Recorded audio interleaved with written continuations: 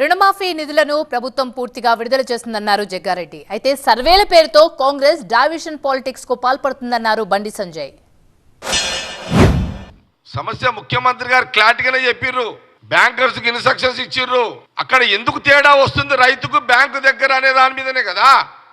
ఇన్ని ముఖ్యమంత్రి రేవంత్ రెడ్డి గారు ఆదేశాలు ఇచ్చిన తర్వాత కూడా ఎందుకు అక్కడక్కడక్కడ వార్తలు ఇలాంటివి వస్తున్నాయి. కాబట్టి అందుకే కలెక్టర్స్, సర్వే డిపార్ట్మెంట్, అగ్రికల్చర్ అందరినీ కూడా అలర్ట్ చేసి ఆ రైతు ఏ రైతు అయితే వస్తలేదన్నాడో 2 లక్షల మాఫియా కాంగ్రెస్ గవర్నమెంట్ క్లియర్ అయినా ఎందుకు వస్తున్నాయి ఇలాంటి వార్తలు అనే దాని మీదనే అధికారులని ఇంటింటికి పోయి సర్వే చేయండి అని చెప్పారు.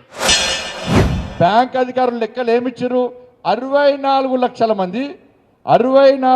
మంది రుణాలు ఈ తెలంగాణ రాష్ట్రంలో తీసుకున్నారు. బ్యాంకు లెక్క కుల్ల 64 లక్షలు. కాంగ్రెస్ పార్టీ ప్రభుత్వం ఏం చేసింది? 47,000 కోట్ల రూపాయలను ఖర్చు చేస్తామన్నది కాంగ్రెస్ పార్టీ. సోనియా గాంధీ బర్త్డే ఎవరికి చేస్తామన్నారు. లాస్ట్కు శాసనసభలో 31,000 కోట్ల ఖర్చు పెడతామని చెప్పన్నారు. ఇవాళ ఏమైంది?